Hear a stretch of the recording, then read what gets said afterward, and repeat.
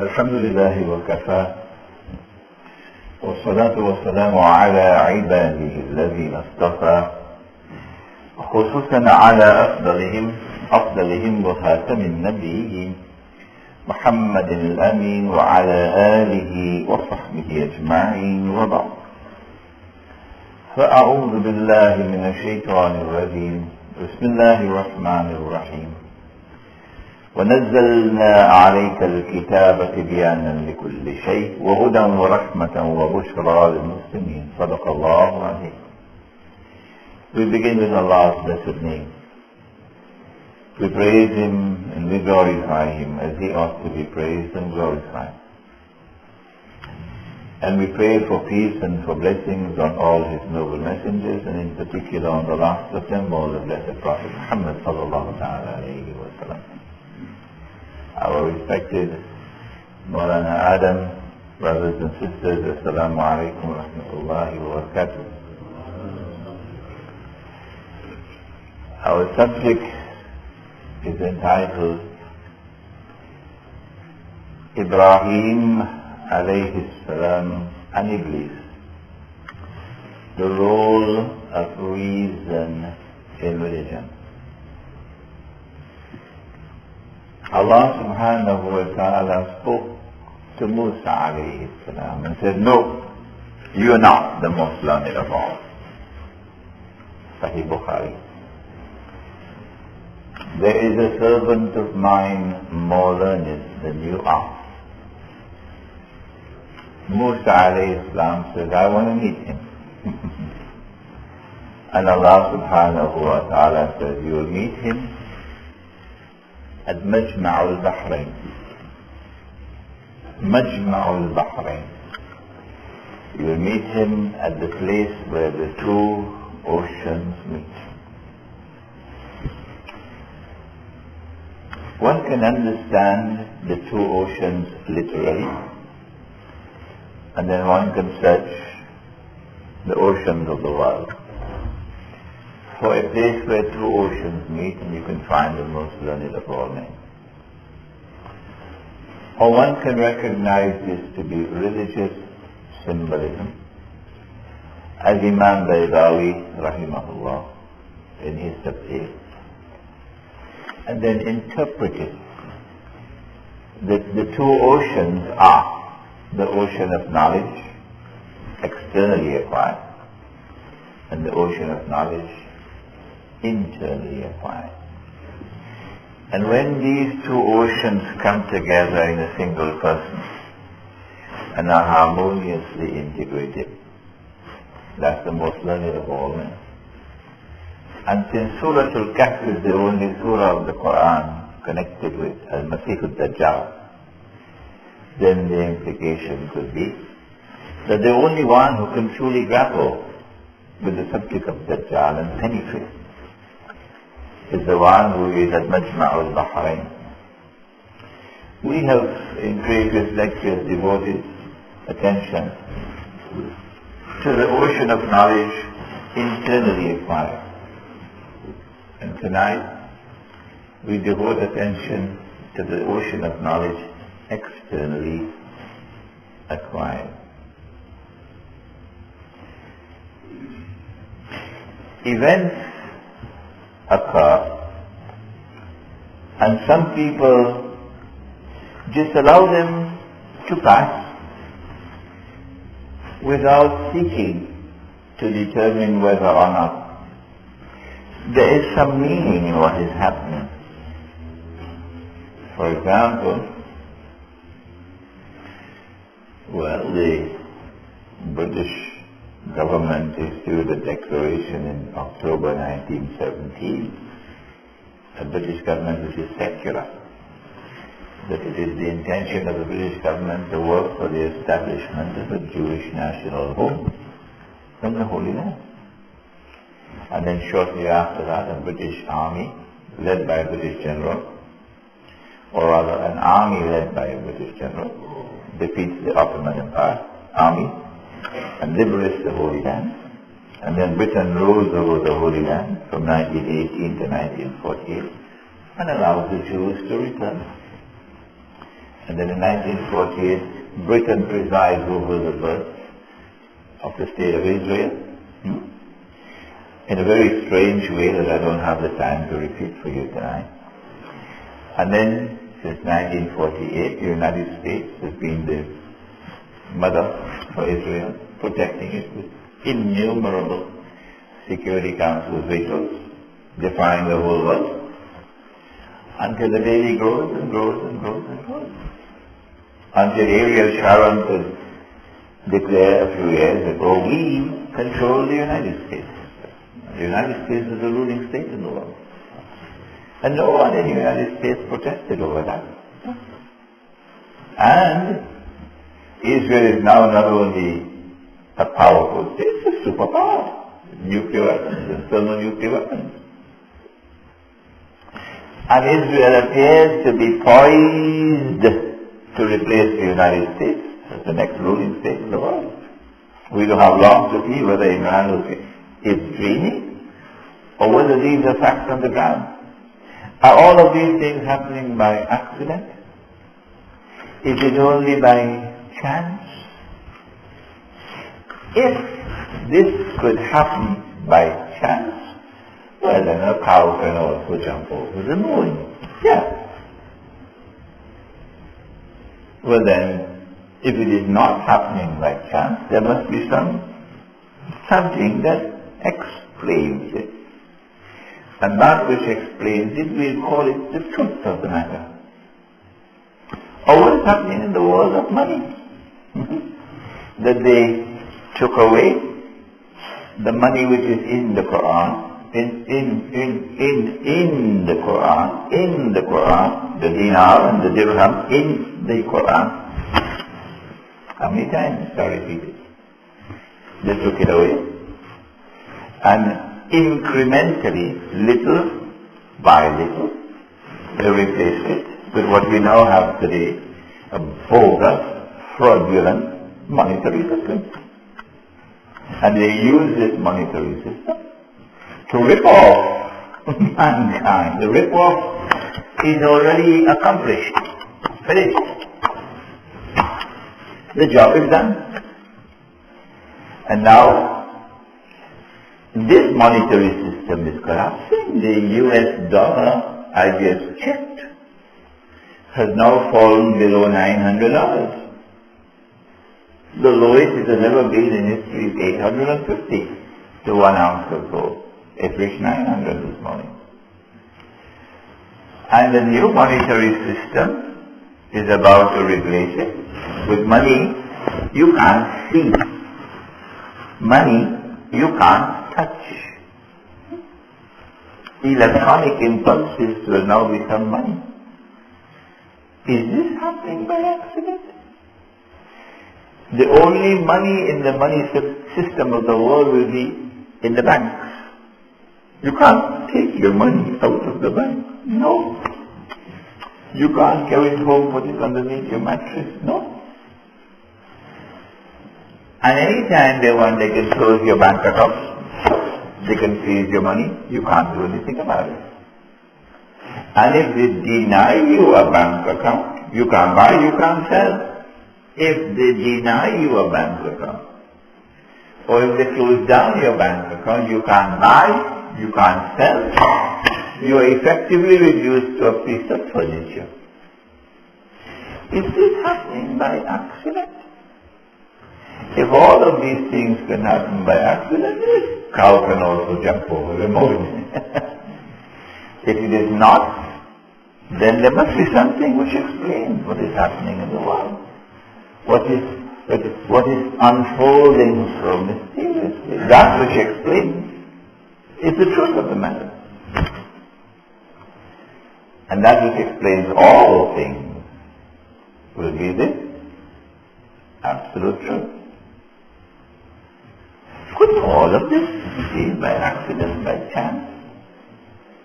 The whole earth spread out, the sun, the moon, the stars, night and day, alternating, the male and the female, like the night and the day. Can all of these things be by accident? the water going up, evaporation, the clouds functioning as water trucks, taking the water to another place, and then condensation and the rain comes down and brings the dead earth back to life. Could all of these things be happening by accident? If they are, then a cow can also jump over the moon. If not, then that which explains all things is truth. But this would be the absolute truth, al-haqq. And in Islam we say, this is Allah. And when Allah subhanahu wa ta'ala created us, the Quran tells us about something that happened in that world. That after He created all human beings, including your babies who have not yet been born, He addressed all of mankind and He asked them, Alastu bi rabbikum? Am I not your Rabb? Have I not given to you the capacity to recognize me as your Rabb? Qalu bala. We all affirm, yes. You have given to us the capacity to recognize truth, to recognize absolute truth. What is that capacity that Allah has given to us? Well, there are many verses of the Quran. The one that I have quoted several times in Surah Al-Mulk, remember? And people are being taken into the hellfire. And then they say, لَوْ كُنَّا نَسْمَعُ أَوْ نَعْقِلُ مَا كُنَّا فِي أَصْحَابِ السَّعِيرِ. Which surah? Surah Mulk. Yeah, I don't want you to fall asleep. Surah Al-Mulk. لو كنا نسمع, if we used to listen, أو نعقل, if we used to use our rational faculty, نعقل العقل, we wouldn't be in the hellfire today. So here is a verse of the Quran referring to reason, the rational faculty, and the necessity of using reason to stay out of the hellfire. Tonight, we will look at the functions of reason in the religious way of life.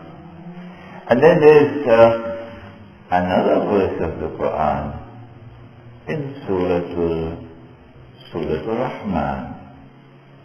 Al-Rahman, allama al-Quran, خلق الإنسان. This you understand? علمه البيان. He gave us the rational faculty and He gave us the capacity for rational expression. So He is equipped us.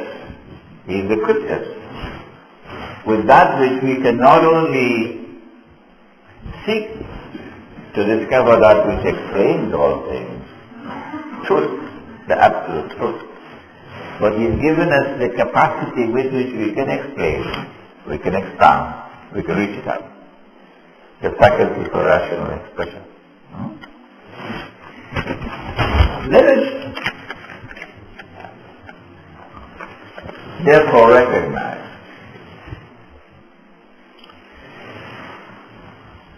the truth is Allah. But the Quran tells us, Al-Haqqu min Rabbikum. The truth also comes from Allah. The Quran tells us that وَخَلَقَ السَّمَاوَاتِ وَالْأَرْضَ بِالْحَقِّ. He created everything with truth. And so truth is pregnant in everything, even in a grain of sand and even in a blade of grass. Truth existed before we existed. Truth will continue to exist after we die and we are in our graves. And therefore, our first conclusion, we do not create truth with the human mind.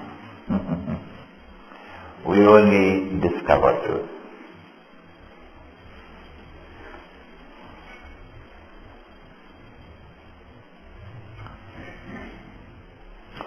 The discovery of truth will take place through the use of our senses, observing and analyzing. إن في خلق السماوات والأرض واختلاف الليل والنهار لآيات لأولي الألباب. Surely in the creation of the heavens and of the earth, and in the alternation of night and of day, of light and of darkness, there are pages to be read. There are pages to be read by people who will take the time to read. So Allah teaches with a big book with thousands and thousands of pages. And those pages must be read. And we read those pages with our faculties, our sensory faculties, with which the human intellect is aligned. The human intellect, the rational faculty, will now take this data and make meaning out of it. If we do not do that work, then this ocean of knowledge will remain not penetrated, and you will not be able to reach the heights of knowledge.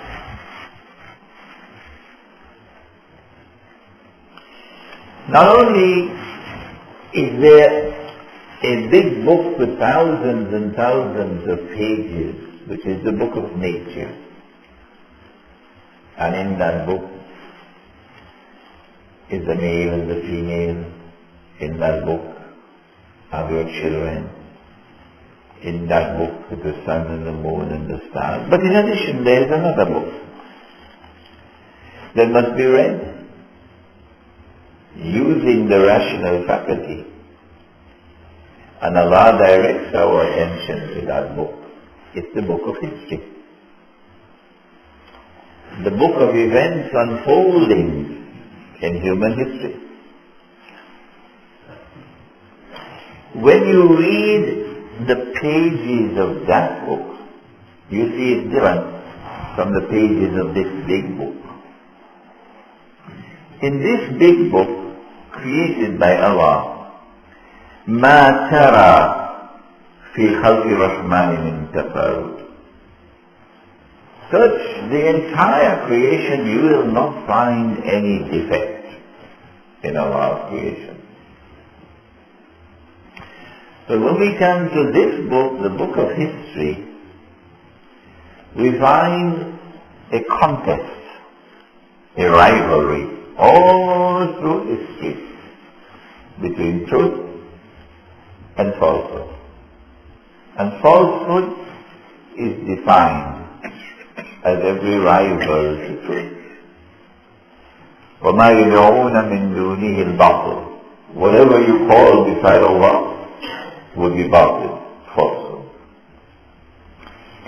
When we study the book of history and the contest and rivalry between truth and falsehood, we see that there is like a graph. And in this graph there are high points. And the high points are when some special men, not women, men, walked on the earth. These are the lanterns on the road of darkness. The Anbiya, alayhimus salam. And so, acquiring that ocean of knowledge, externally acquired, requires a careful reading of the book of history and a careful understanding of the role of the prophets of Allah Amongst them, it is not by accident that the Quran has devoted more time, more space to the Musa alayhi salam than to any other prophet. And you want to know why. So you will revisit the story and you will retrace your steps on that page of the book of history of Musa alayhi salam and the epic encounter with Fir'aun. And at the end of it all, you realize, oh, the reason why Allah has done this is because history is going to repeat itself. And that epic encounter between Fir'aun and Musa alayhi salam, between falsehood that was all powerful and arrogant, and built on the foundations of shirk, ana rabbukum al-a'la, and truth, we did not have any cruise missiles, no armored tanks, few in number, fleeing like refugees. That epic encounter will come back one day. This body of Fir'aun we are preserving. لِتَكُونَ لِمَنْ خَلْفَكَ آيَةً. So read the pages of the book of history and you will see when the body of Pharaoh is rediscovered, that history will repeat itself. But truth can be discovered not only from the book of nature and from the book of history, but most of all from a book that Allah sends down with the prophets. And it is to that book that we must direct the most attention of all. He sent down the Torah, he sent down the Zabur, he sent down the Injil, he sent down other books whose names we do not know, and then he sent down the Quran.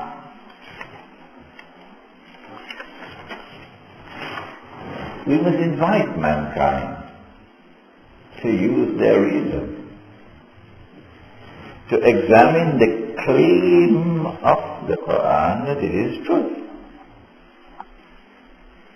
We go to the University of Cape Town and we ask, here is a book which informs us about how we were created. Embryology is called today. Gives us minute details concerning the process of embryology, which no one knew. For 1400 years the world never knew of it. Today it is confirmed that this is the manner in which creation takes place of a baby. And this information is in the Quran, revealed 1400 years ago. How was it possible for a people living 1400 years ago to have such knowledge that no one knew of? Not for 1400 years until today. But more than that, this Quran has knowledge, has information concerning the ocean, concerning metallurgy, concerning politics, concerning economics. It explains to us why it is possible for us to close our eyes and say, it doesn't matter which government you have in Pretoria, white or black or brown or yellow. You could change Mbiki and you could put whatever is his name, Juma. And you could change him and put somebody else. We can close our eyes and tell you, using this Quran, that the poor of this country will remain permanently poor. And we can close our eyes and tell you that the poverty will deepen and intensify in the villages, the countryside. And therefore we can close our eyes and tell you that all of the slum colonies, the slums, the squatters, they will be multiplying. multiplying. As fast as the government tries to build something for this water colony, 10 more will come. Huh? This Quran, how could this Quran explain something that even the ANC cannot understand? 1400 years ago it came. But wait a minute. The Quran didn't come from a group of people, a group of scholars sitting down together and conducting research. The Quran came one man, only one, when it should have been a team of about 1,000 scholars to produce this book. 1,000? Well, let's make that 10,000. Oh, not even 10,000 could have done it. But one man, it came from one man. Well, he must have gone to a very great school. He must have had great teachers. Just go home with him. He must have a fantastic library at home. And he couldn't produce only one book like this. He had to produce many books. But when we go to his home, we don't find any books. None. And when we inquire, he never went to school. And most astonishing of all, he couldn't read. He couldn't write. Even his enemies testified to that. Well, then how was it possible? Not only does he say that this didn't come from me, it came from Allah. But it does more than that. It says, if you doubt me, if you doubt the truth of what I'm saying, I challenge you. Well, that is something aggressive, eh? I challenge you. Come on. If you doubt that this is truth, that this has come from Allah, then come on and produce a chapter, a surah, like anyone that is in this book. And you could take all the scholars of the University of Cape Town, all of them. There are lots of them out there. This is a significant challenge. People don't make a challenge like this ordinarily. It says you could take anybody you want. Take the whole world. Take all of mankind and take the jinn as well. And you'll not be able to do it. That's not an ordinary challenge. And so the human faculty of reasoning must step back and ponder and reflect over the claim of this book. And it warns. It doesn't only challenge you, it warns. If you still continue to reject this book and doubt this book, even after we have delivered this challenge to you, and even after we have told you you cannot respond to this challenge, you cannot do it, then take notice of the fire that awaits you.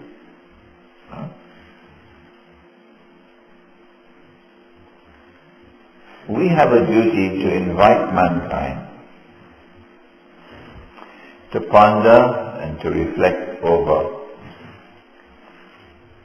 the Quran. Bring them to the Quran and let reason be used to determine the claim of the Quran, whether it is valid or not.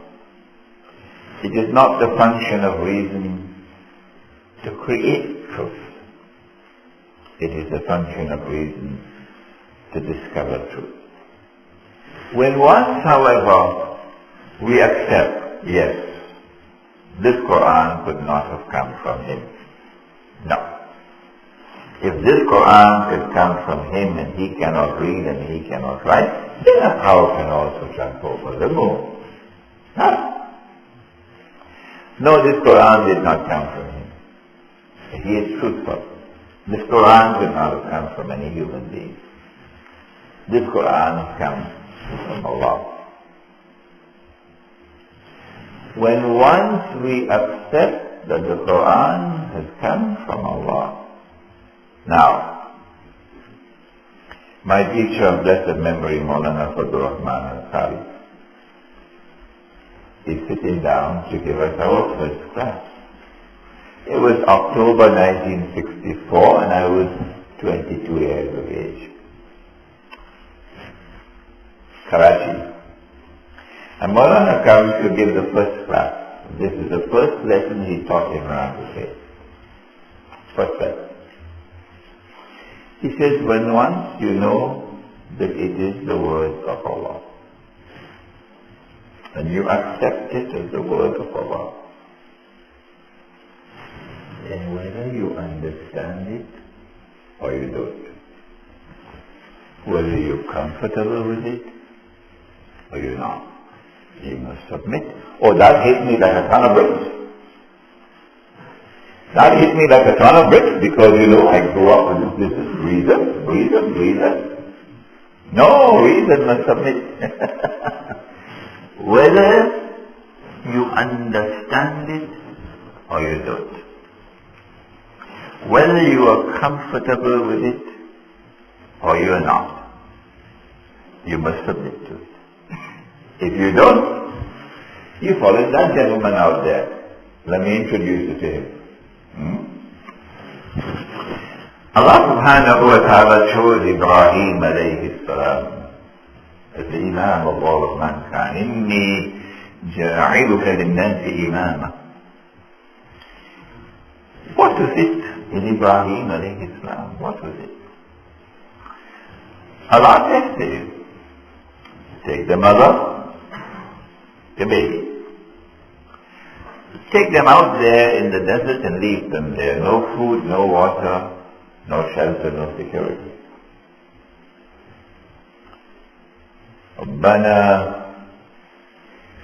إني أسكنت من ذريتي بواد غير ذي زرع.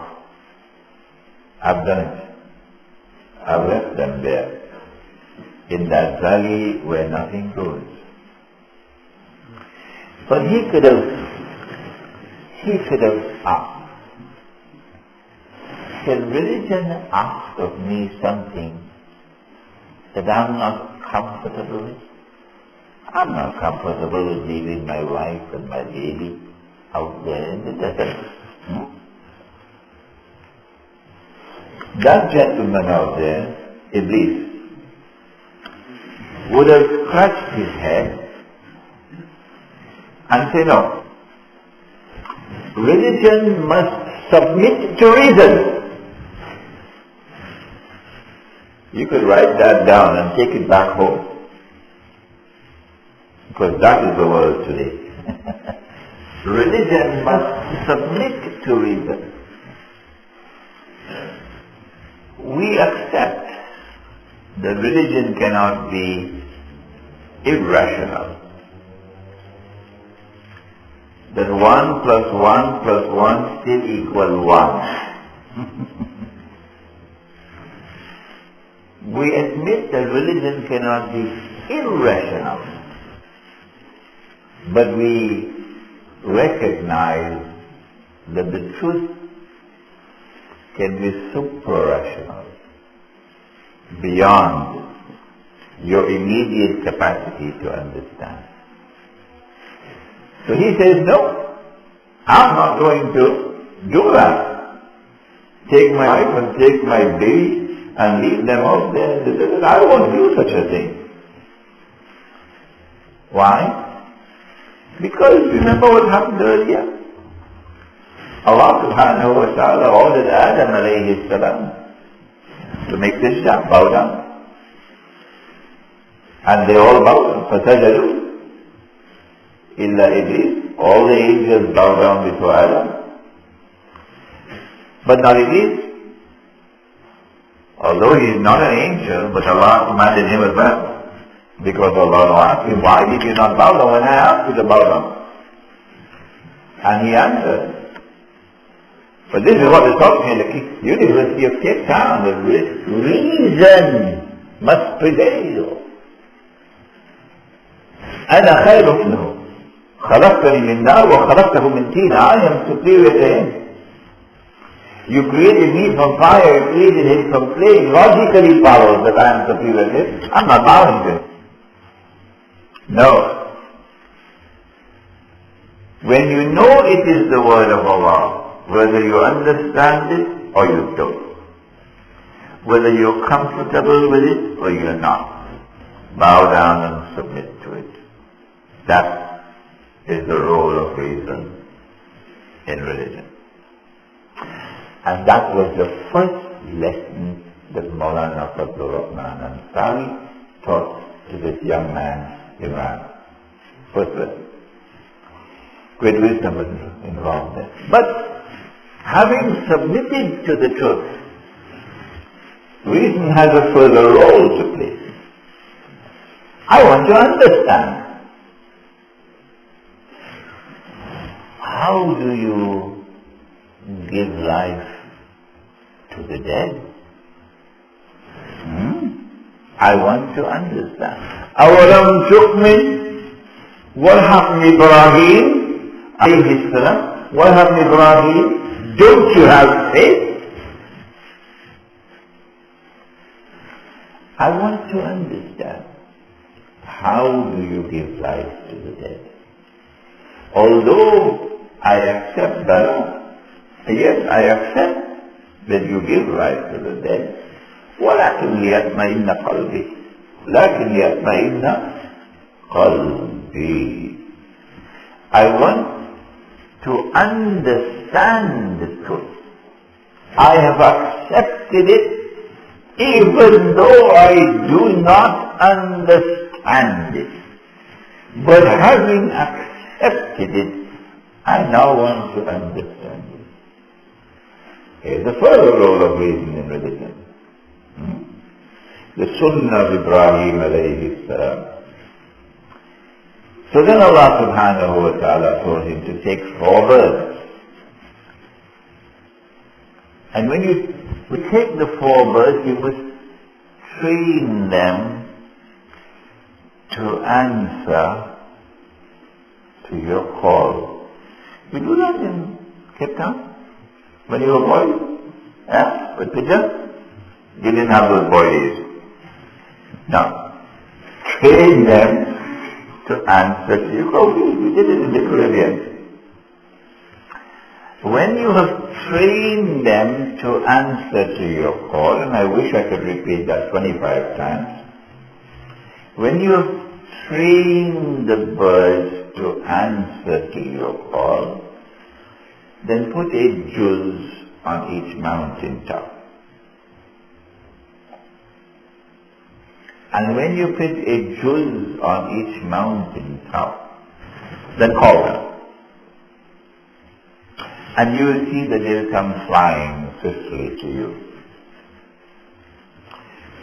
There is one interpretation of the Quran. It is an interpretation.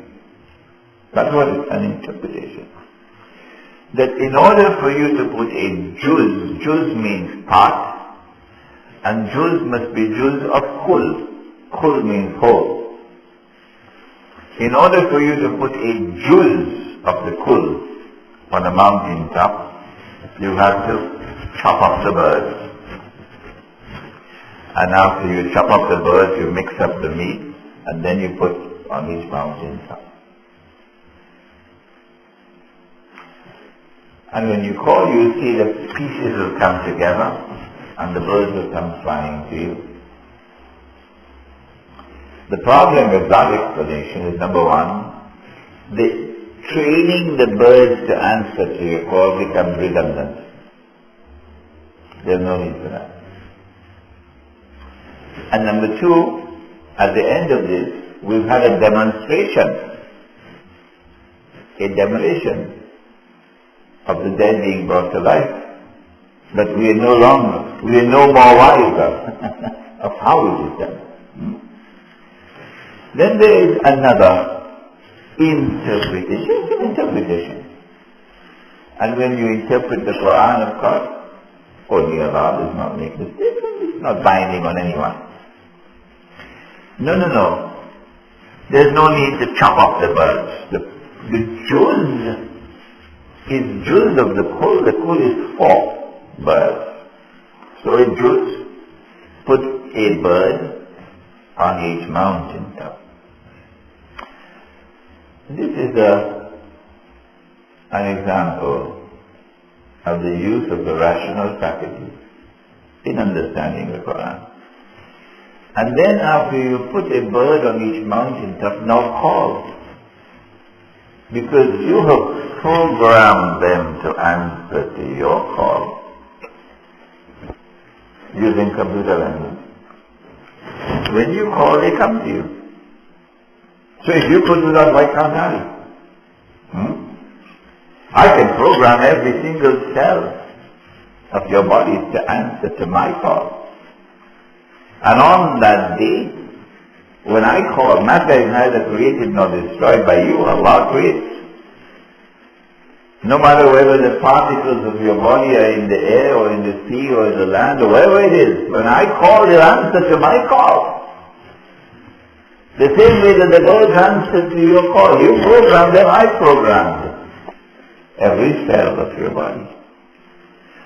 The superiority of this method of interpretation is that first of all, the training the birds to answer to your call is an integral part of the event.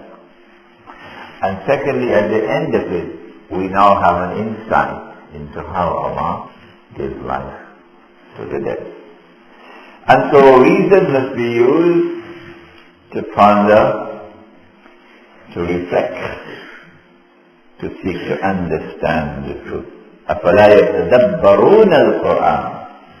We do not ponder, we do not reflect, to seek to understand the Quran. Reason must also be used to preach the truth. Preach it. He came to the king, Ibrahim alayhi salam. Worship my Lord.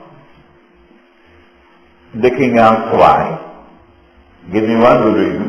Ibrahim alayhi salam. My Lord gives life and my Lord takes life. King said, so do I. I can give life, I can take life. Someone who is condemned to die, I can pardon him. I've given life. And I can order this man to be executed. Take life. So come on, come again. And Ibrahim alayhi salam said, okay, I'll come again. He is using the rational faculty. He turned from the Creator to his creation.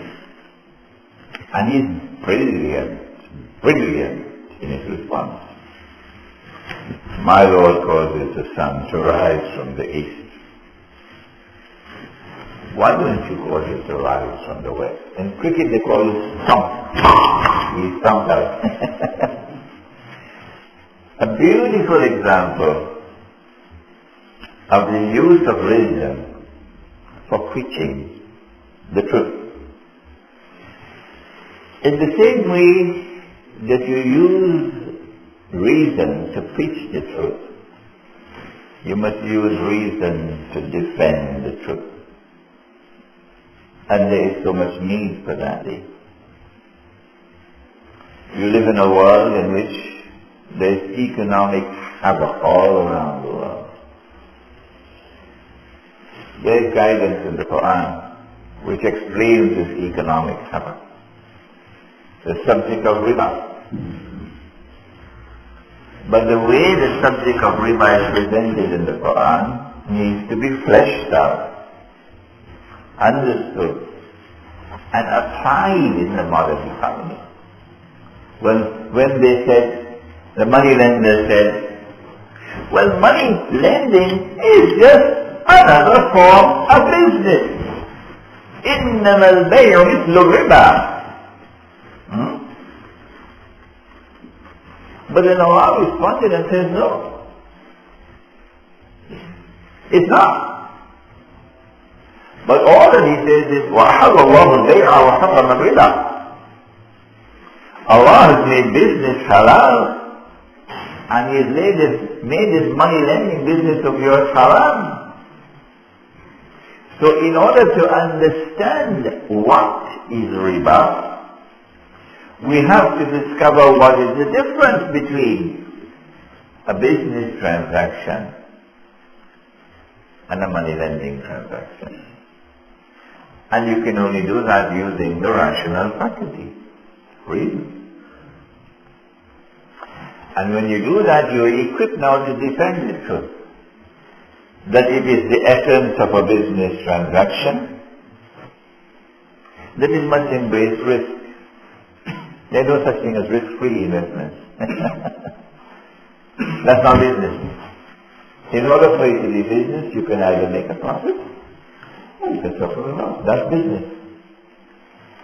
But when you lend money on interest, the money lender seeks to immunize himself from loss. It doesn't matter whether you who's borrowing the money from me, whether you make profit or you suffer loss, that is irrelevant. The contract stipulates you will give me the interest, so I will only make a profit. Whether the profit is big or small, it is guaranteed.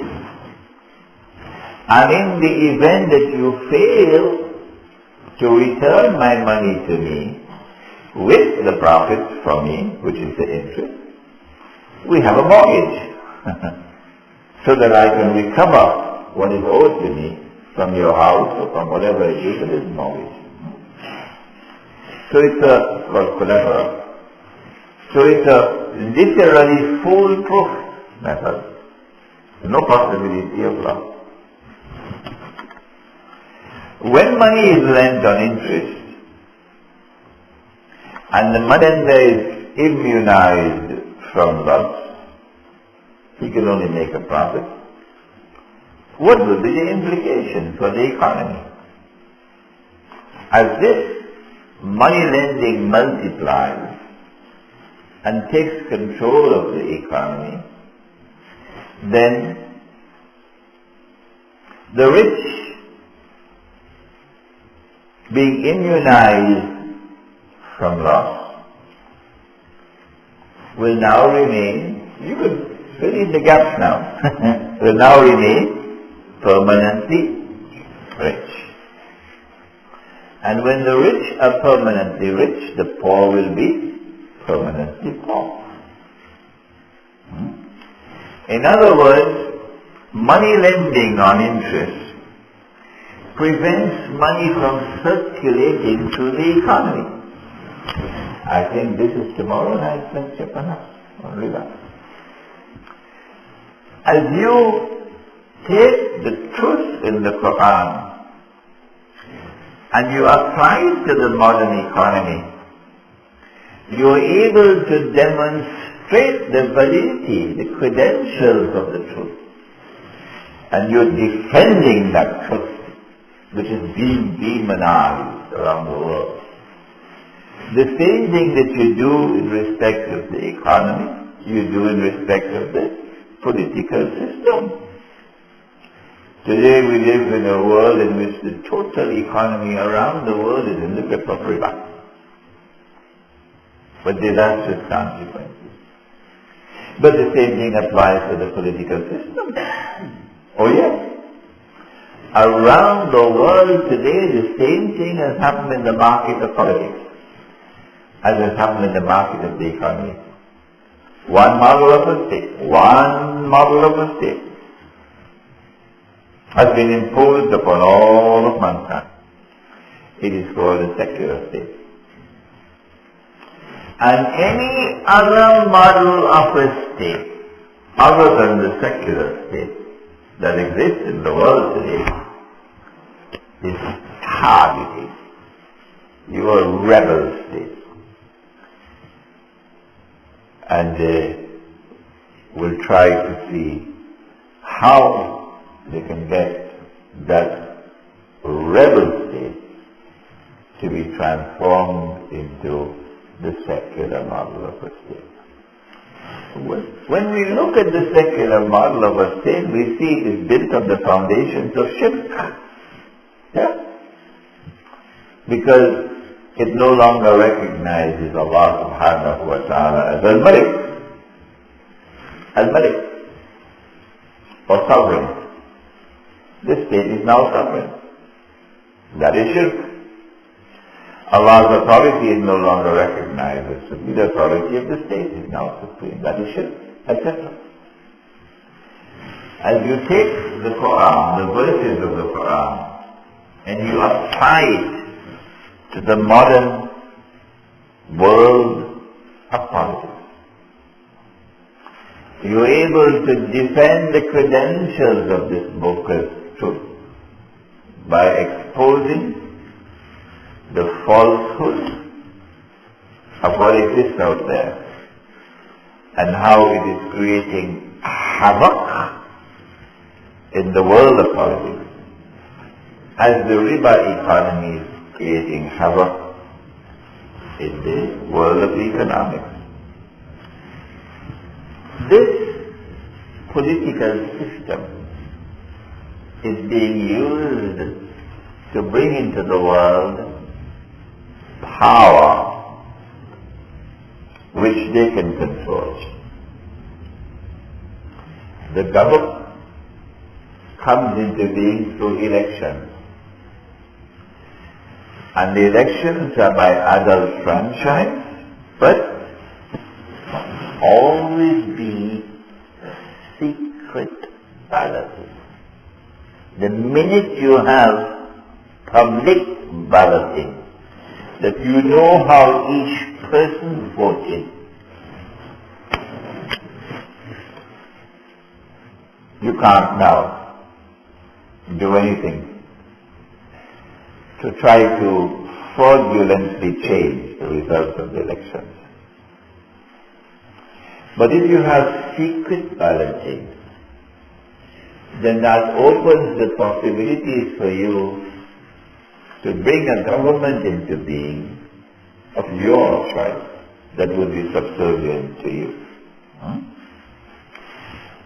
If a government comes into being without your money being spent, you could try to buy them and make them subservient to you. And when you buy these governments and you have these governments under your control, then the poor can do nothing to get out of their poverty. And so a world comes into being which is a world of oppression. It is a world of falsehood, where falsehood is dominant. It is a world of oppression, where the masses are impoverished and oppressed. What is the role of human reason in religion when you face with a world like that, which is today's world?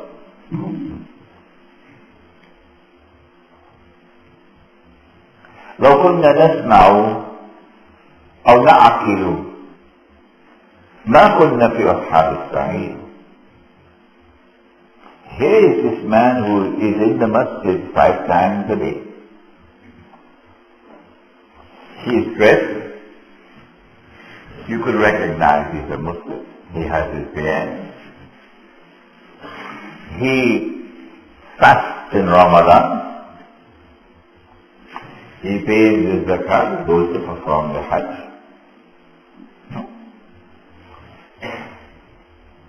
But he's not concerned with the oppression in the world. No. I'm only concerned with worshipping my Lord. Hadith al-Qudsi. And Allah subhanahu wa ta'ala sends Ibrahim alayhi salam to destroy a town. That town will be similar to this world, with oppression. Ibrahim alayhi salam points out that in this town there is that man who is a believer. And day and night he is engaged in the ibadah of Allah subhanahu wa ta'ala. But not responding to the oppression. Allah subhanahu wa ta'ala says, destroy him and destroy the town. If he had used his rational faculty, he would have understood that religion which does not stand up to the oppressor, which does not denounce oppression, and which does not struggle to liberate the oppressed, is not recognized by Allah subhanahu wa ta'ala. Destroy it and destroy the town. أَرَأَيْتَ الَّذِي يُكَذِّبُ بِالدِّينِ. This is the repudiation of the religious way of life. The man is performing his salah, he's paying his zakat, performing the hajj, but أَرَأَيْتَ الَّذِي يُكَذِّبُ بِالدِّينِ فذلك الذي يجوع اليتيم ولا يحض على طعام المسكين. His social responsibility to the weak, to those who are most vulnerable in the society, to reach out to them, to protect them, to assist them, to defend them. And you don't do that, this is the kazb of deen. The denial of the religious way of life. In order for us to respond to the oppression around us in the world today, which is constantly increasing, what do? How do we employ the truth? Nabi Muhammad alayhi salatu wasalam was doing the same thing in Makkah, challenging a system of dominance and a system of oppression that was built on falsehood.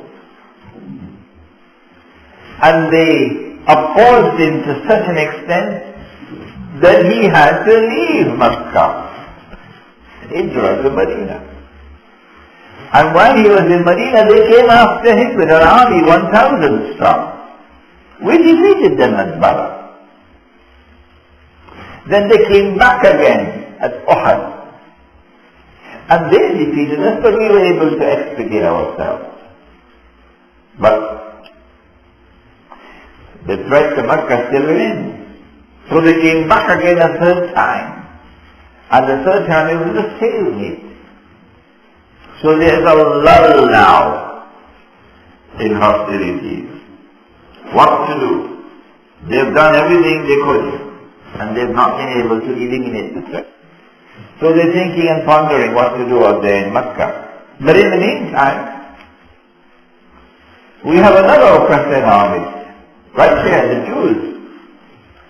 They gave their word and they broke their word. And they are siding with the oppressor in Makkah. And so we attack them and we expel them from Makkah. And they were gone to Khaybar, which is the problem. And they are biting their fingernails with fury, with anger, thirsting for revenge. And we are sitting in Medina, and that's a growing threat out there in Khaybar. They are oppressors, and those are oppressors out there in Makkah. If we sit here in Medina doing nothing, like the Muslim community of Cape Town, in its present situation, if we sit here doing nothing, then it is easy to anticipate that there will be a Khaybar-Makkah alliance, and will be caught between them, this side and that side. We must not allow that alliance to emerge.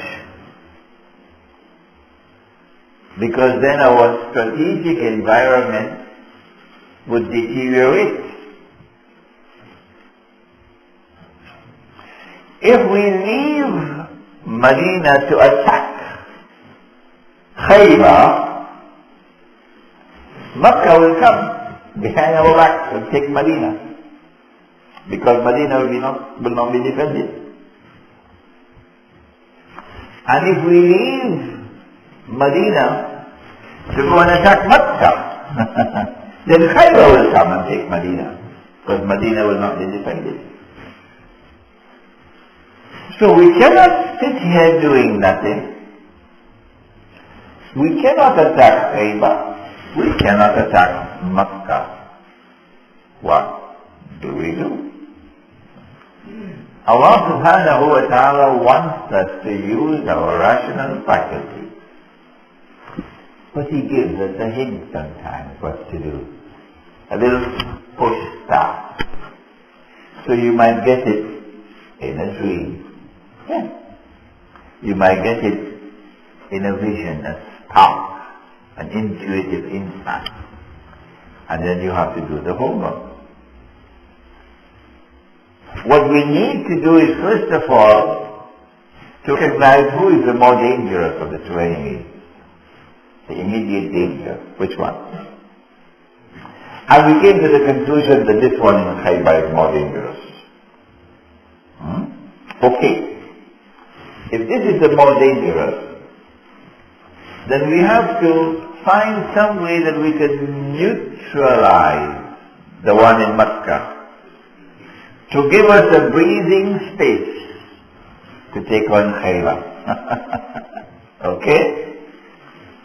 And so Nabi Muhammad ﷺ announces, we're going to perform Umrah. 1,400 are going to Makkah to perform Umrah.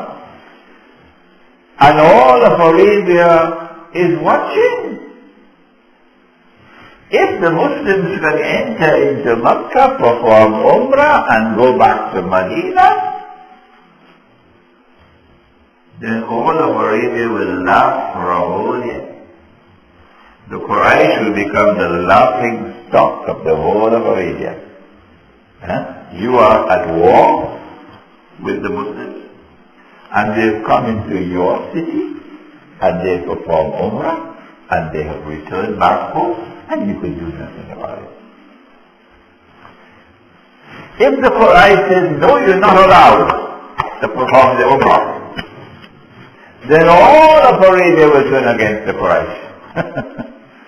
Because you're just the custodians of the Kaaba, the house of Allah. You don't have the authority to prevent anyone. I'll just take another few minutes, inshallah. So the Quraysh are now on the horns of a dilemma. And this is absolutely beautiful strategy on the part of the Prophet ﷺ. The kind of thinking that the South African Muslim community needs now. Now. Tomorrow might be too late. What to do? The strategy of the Prophet ﷺ flowers. We begin to understand it more when he halts at Hudaybiyah. He does not advance into Makkah. No. Because his intention is to force the Quraysh to the negotiating table. That is his intention. Eventually they realize we cannot prevent him from entering Makkah. All of Arabia will turn against us. But we have to negotiate with him in such a way that when he enters Makkah, there will be no loss of space for us. Nobody will laugh at us. So then the negotiation started and they said, okay, you can make the Umrah, but this year, no, go back. That is to save face. And secondly, not only must you go back to Medina this time, but all these animals of sacrifice, you must sacrifice them here. This never happened before in history.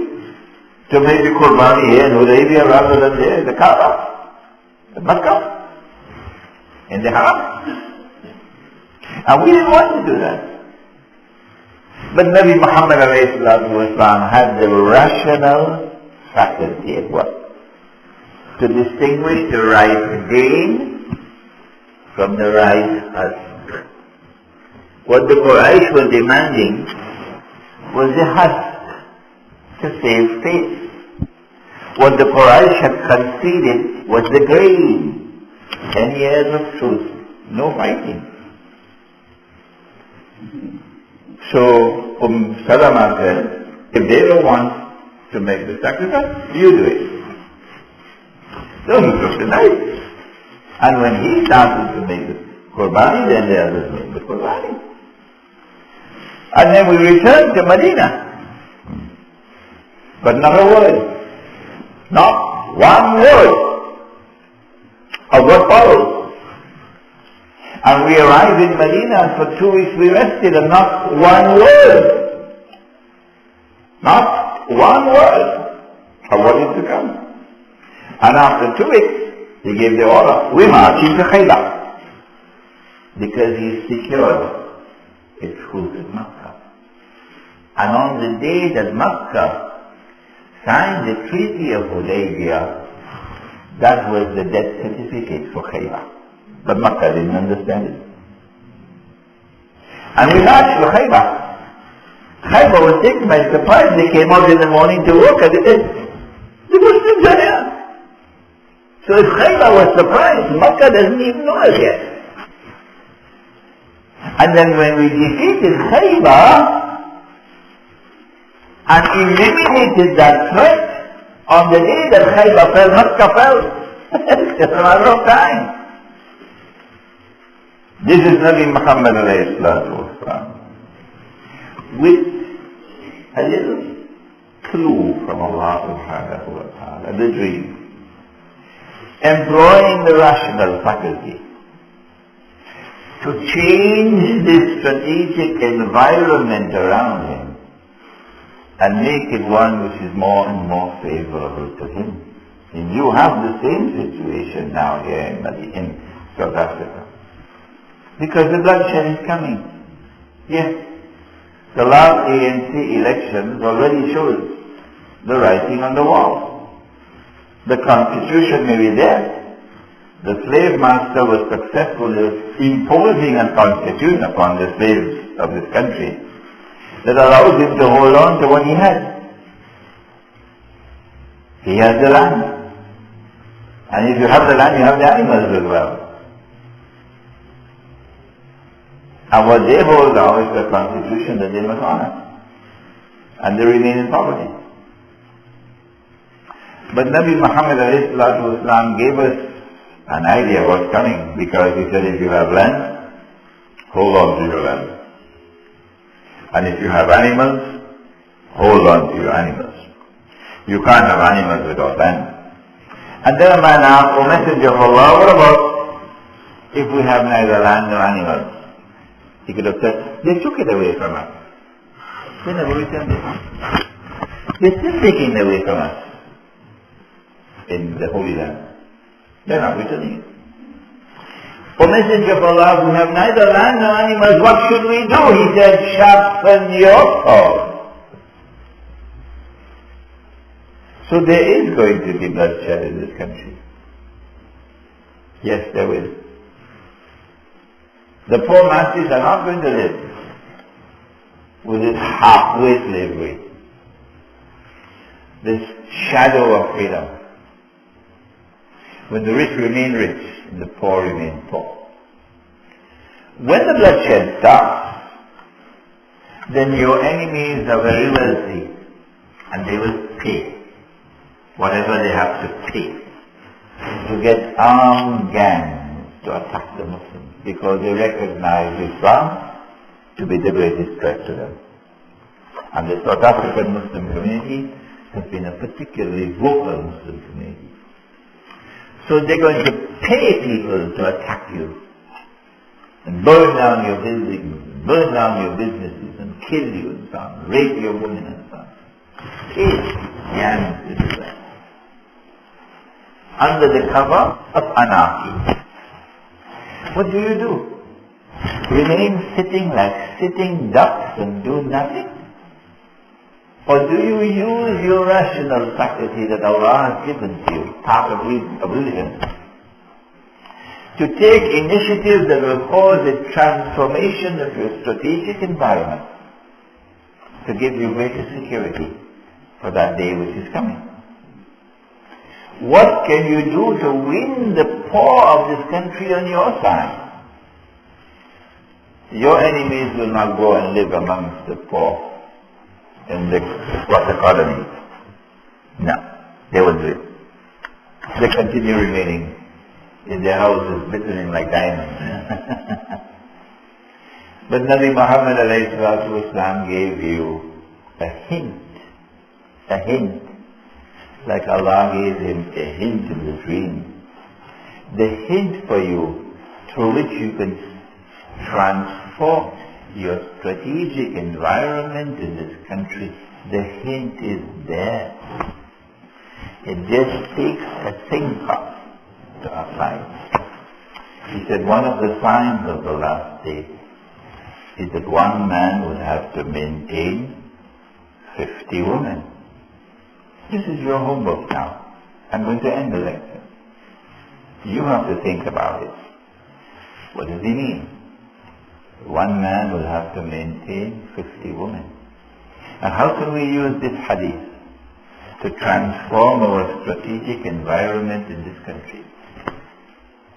To make it more favorable to us. So that when the violence and the rioting starts, the poor of this country will be on our side. ربنا تقبل منا إنك أنت السميع العليم وتب علينا يا مولانا إنك أنت التواب الرحيم برحمتك يا رب. آمين.